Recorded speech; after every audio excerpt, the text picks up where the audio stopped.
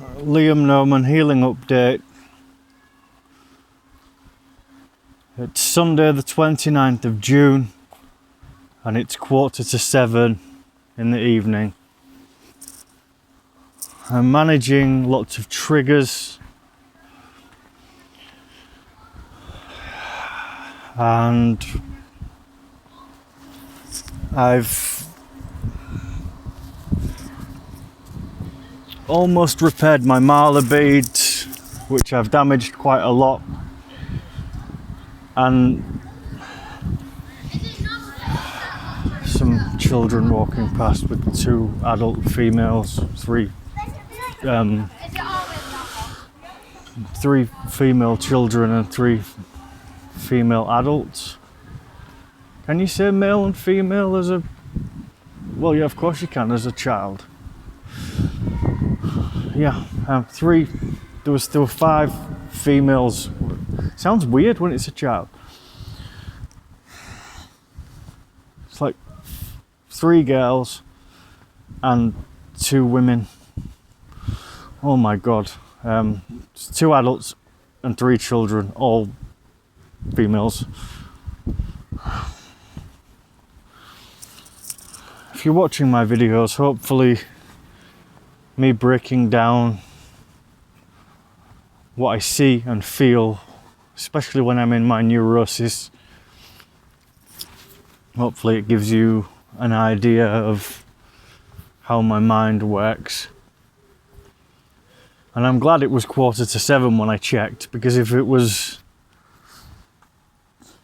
16 minutes to 7 or 14 minutes to 7, then it would have stressed me out. And I would have probably had to say that I had to give the exact time, or say it's approaching a certain time. And I estimate that most people who were recording a video and giving a time, let's say it's 6:57, I would imagine, another expression which has a lot of weight attached to it, but I would imagine if it's 6:57 in the evening, and I'm always aware, if it's 6:57 in the evening, I would imagine most people are comfortable saying it's 7 p.m.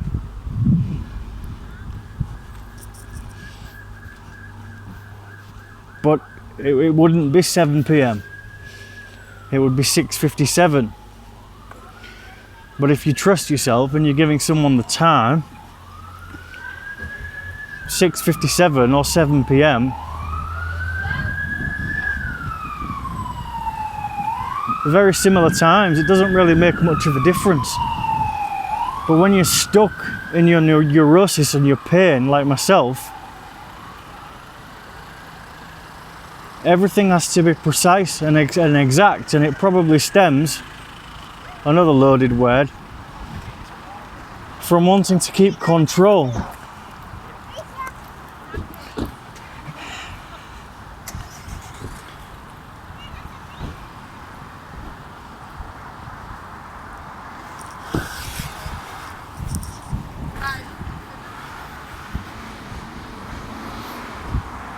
So I'm leaving Hull University, or University of Hull. I'm going to take a right, which, having escaped the Satanic Murderous Paedophile Network, doesn't have to be such a loaded word anymore, right. But as you can see, my right eye is damaged from the torture of my satanic murderous paedophile uncle, main abuser. The abusers were mostly on the right, as I was a child sex slave passenger in lots of their cars, and they convinced themselves, as part of their devil worshipping or Luciferianism, evil satanic murderous pedophilia, that it was right, it was okay. And they have that cocksure confidence or arrogance which comes from harming people and taking. Always taking. So I'll give the university some breathing space. Seems appropriate at the moment for some of my triggers. And I have lots of karmic connections in Hull and lots of karma with people. But then I'm walking on my own, and I was thinking I care so much. And then I was thinking I put care into everything I do. And then I was thinking, is that a lie? Because some days you're just pissed off and you don't give a fuck, and you can't always put care into things, but I care. And while I'm trying to leave the victim story, my experience has been that anything and everything I've cared about has been tortured or has been taken away from me. And I've had 1.5 energy drinks today. I had half Relentless, and then I had 1 Sneak Energy, and I think I'm going to give Relentless a break. And I lent £20 as a respectful boundary, I'll say, an associate. It's the first time I've lent money from this person, and I had to fight for it and tell him about some of my trauma and who I am and my stress of being arrested and fighting against the paedophile network. But obviously the £20 helped keep me afloat, and I've got just over £10, so I'll get some shopping tomorrow. I have some shopping at home. I have a bed base which I'm considering selling, and the door is still closed on the mental health support services, and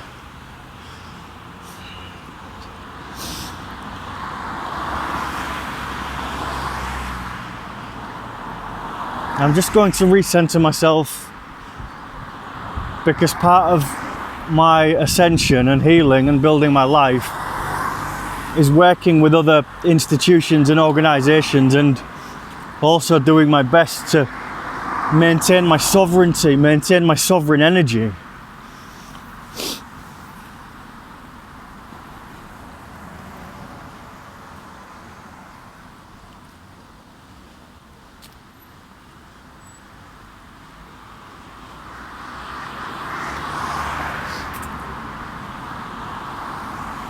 I was considering walking to the grave of my grandmother, Leslie Sargent, formerly Dickinson, who sold me as a child sex slave and absolutely tortured my mind, body, soul, every aspect of my being, who has bodies buried under her conservatory. But I'm still respecting the bail conditions set. Another loaded word for the paedophile ring. As it's set, they could just be talking about a desert, which has loads of connotations when you're trapped in a fucking paedophile ring. And even to do an impression of these monsters feels like it perpetuates the sickness. But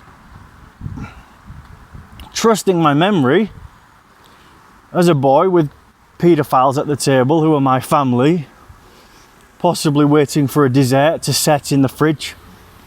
As it's set, it's setting. And that's what they do. They tell you to say things to the people you love, to give things to the people you love, and it sets. So whether this example now is true or not, doesn't really matter because it's based on the truth of my experience and it explains how the network operates. Hi. Have a nice evening. Yeah. Man and a woman, I said hi, and then I heard on the way back she said hi. So I just turned around and said, have a nice evening. I thought that she was mimicking me.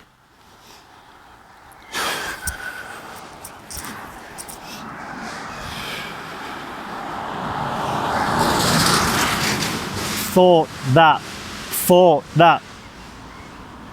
Other uncle abuser who has the carpet shop, the base for the paedophile empire. I thought that.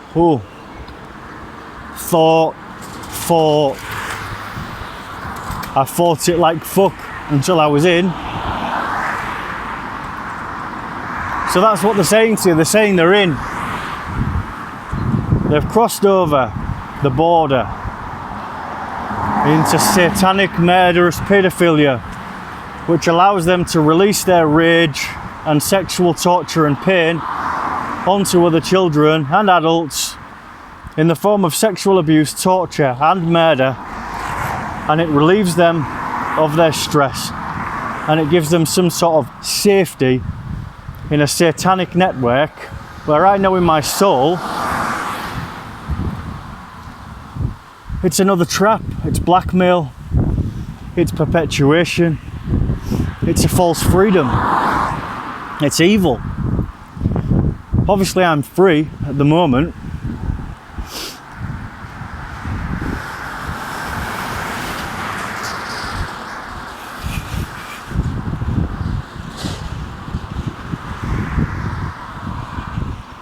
But it's a freedom in the suffering of not continuing, of escaping the paedophile network. So the pain is so unbearable, but the beauty in the pain is that I'm not choosing to give it to children by sexually abusing them and being a paedophile and giving them my pain, to free myself of my pain and see the terror on their faces. So let's say, and I can always hear the children, and then the network would always tell me that you can always hear it and you can always hear what you haven't got. And obviously it was it was a hellish existence before I was forced to rape my girlfriend, Rebecca, in order to save Miguel's life and stop them killing Miguel. But then when I did rape Rebecca to stop them killing Miguel, the children, they're leaving my eye line and they're leaving my psychic, it's like a psychic implant, which hopefully the mental health services can hold space for a service user's experience.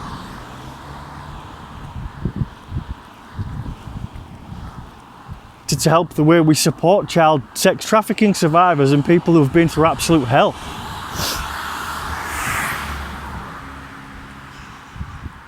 So let's say a person I've referred to previously, who's a strong possibility he ran the paedophile network, or he was very high up, Mr. G, let's say he gives instructions to my main paedophile uncle abuser who raped and tortured me as a boy and gave me the ultimatum of having to rape Rebecca or they'll kill Miguel in my 20s. Let's say Mr. G informs my uncle, who is converted into a satanic murderous paedophile, he gives instructions to me regarding my cousin's children, who I've previously referred to as nephews, as per the family tree, it's more appropriate, if I'm not mistaken, to say half cousins. But Mr. G tells my main uncle abuser, find out what sweets the children eat. See, I'm changing this to protect myself and out of fear of judgment. So what I was going to say is find out what sweets Liam gives the kids. But I changed it through fear to find out what sweets the kids like, you know. But regardless, I think if you're an uncle, if you're an adult family member of a child, likely at some point in your journey with them, you will give them sweets. And more than likely you will eat sweets yourself if you're an adult. Hence Haribo's slogan, kids and grown-ups love it so, the happy world of Haribo. And to lots of untortured and untraumatized people who have had good enough parents, good enough education, good enough childhoods, they don't need to worry about all of this or all of that. They just live their lives. And if I was part of one of those families, I'm confidently guesstimating that as a child they would have spotted my special needs and I would have received support for my special needs, and more than likely my parent or parents would receive support for my special needs. So there would be enough financial support, and I suppose the other form of support is like one-to-one support, resources. There would be enough containment for me to live with special needs, because I'd just be part of a regular family.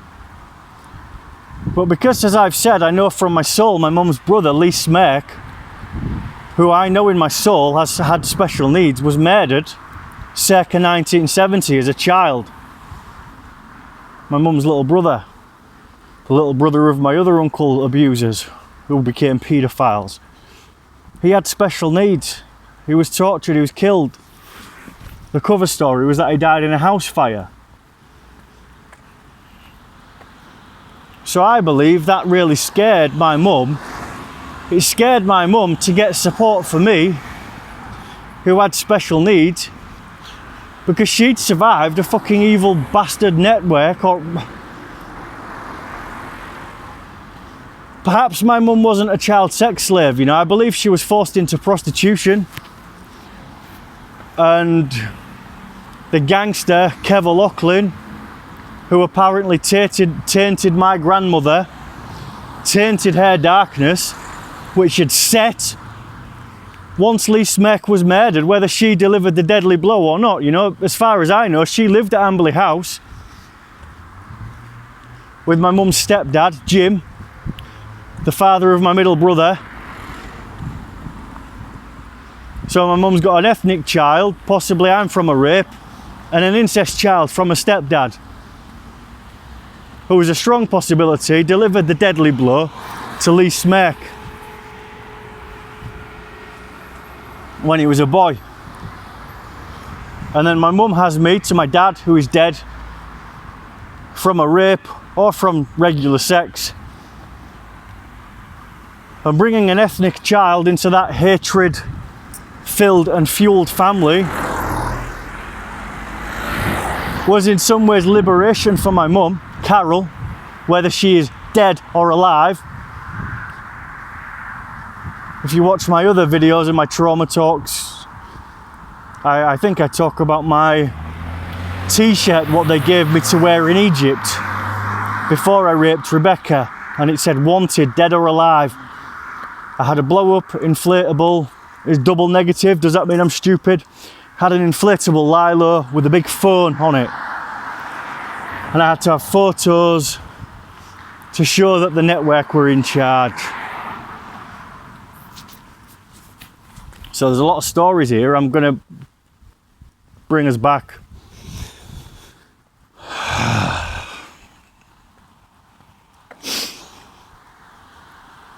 Egypt before I rape Rebecca when we come back. Neil, one of the main uncle abusers, you know, there's Neil and James, and then there's Carol, my mother, Lee Smek, their brother. I didn't get to meet him as Uncle Lee when I was a child or an adult. I never got to meet Uncle Lee because he was murdered as a boy. So spiritually, I understand my connection to Lee Smek, who was murdered as a boy, and where all of this stemmed from.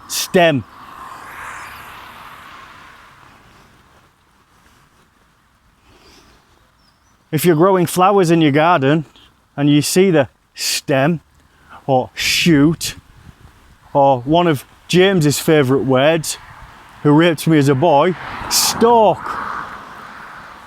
Not stalk, which I was recently arrested for, which, as per previous interactions with patients, I think before you receive personal independent payment allowance or support, you get,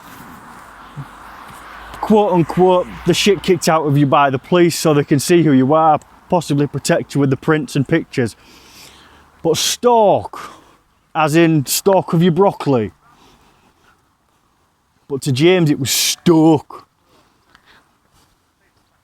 And I don't want to let go into how much he loved and delighted in these expressions,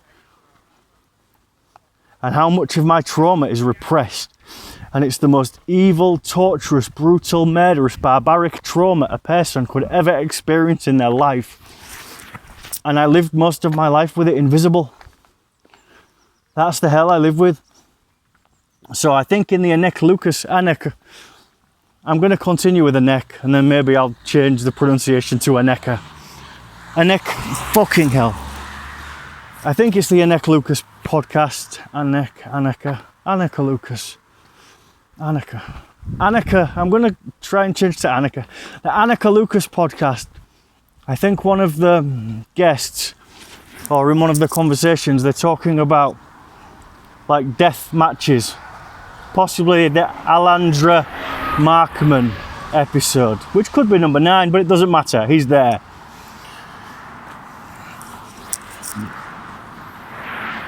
And how many people were there for me as a child in the satanic sense, and normalised hell of red arousal from an adult. And I'm there. I know what to do because I'm trained, I'm tortured, I'm punished, I'm forced to kill. I'm introduced to my mum's menstrual practices visually before I become the instrument for the network. That's how evil it was. So in the podcast episodes, they're talking about, I think they used golf clubs and forced like death matches as children. And I can't remember being forced to be in a death match or kill children, even though I'm confident I killed kids as a kid, and it's repressed within the torture. But that aligns with my heart, that there's a strong possibility that I was in death matches, in rituals with other kids. That's the evil that exists. A child versus child with weapon. See who lives?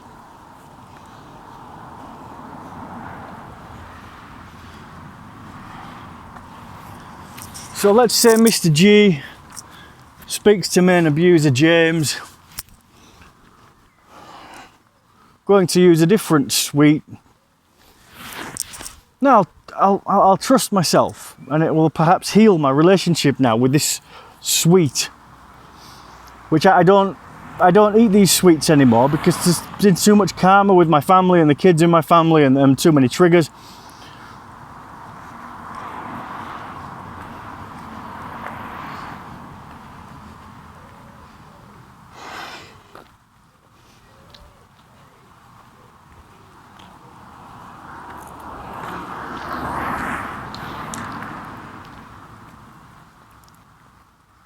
So I'll trust myself and hope that it doesn't take anything from anyone. I think it's Mainyards, they make a sweet called Fizzy Fish. And those were the sweets that I used to eat, and I used to eat them and share them with my cousin's children. And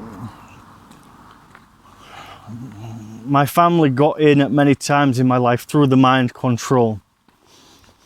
So my connections with my cousin and her husband and the children, there's been such beauty and such pain. The beauty and the pain. Repressed memory that came back recently, which, without me doubting myself as per the network implant, moved to Dubai. So it's a major escaping of the network, but also they're always there. They're on the phone to you before you get on your flight. Or you ring them, because I blocked from my mind all the rapes from James and the torture and the menstrual stuff from Carol. And I blocked out my mind that these evil fucking bastards tortured, crucified my soul. And then I'm ringing them before flights and telling them how much I love them. And I don't have any support. I'm spending hundreds of pounds at Christmas. And my mum, "Oh, you ain't gone mad this year, have you, son?" Spent hundreds of pounds on a woman, and my brothers, and a woman just tortured me menstrually, and I never had love, really. I was separated from Josh. I had a connection with Miguel. But my mum's bloody vagina, pardon the expression, ruled the roost, and her fists, which were perhaps also sometimes bloody from the amount of torture she gave me. And just looking back, I don't want to call myself half a person as having special needs, but to use an example as a half without devaluing myself. Connecting with my special needs is like I take something from society, not completely because I'm gifted, but the more I embrace who I am and understand who I am in terms of my special needs, I need a lot of support. So my fellow man or woman, and I buy my energy drinks at the spa at the university, look at the woman cashier briefly, and I'm a rapist for life. But there was a connection, nothing major, just I felt I showed who I was at the counter. She received who I was and showed me who she was. And it was a nice enough connection. Check my battery. But it's with me for life. Being a rapist. Might have helped me. Might have helped me because the anger, the righteous anger from this, on top of all the evil stuff as a kid, it helped me fucking fight for my life, send the energy back, fight against the network, and like turn all the weakness into strength. And as much love, or what I believe was love, as I had from Rebecca and my friends at the time,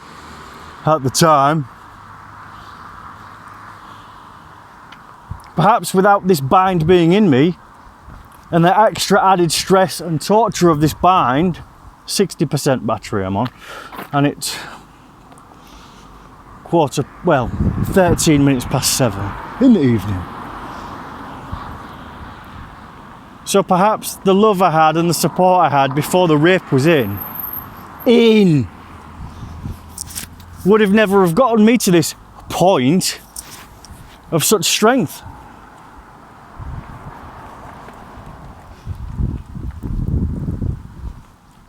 But I don't know, because I was weak when I was with Rebecca, but I also had strength because I'd still experienced torture before the rape. Monumental torture. And I'm going to go back to the sweet example, but another repressed memory that came through. Obviously it's foggy because of the distance, and any mistakes, I'm going to trust that the example still honours the torture. Go into town, Liam, special needs, and I was previously saying, say I'm half a person, which obviously I'm not, not a knot, and they'll get you to undo the knot. My fellow man or woman, I need support, you know. Let's say it's just a small group, you know. Another man, if I'm allowed to be a man, and another woman, and me.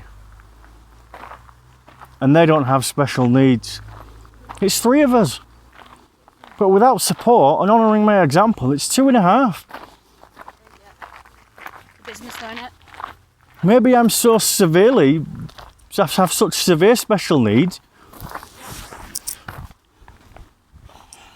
Before the abuse, you know, maybe I'm Asperger's. It's a fire.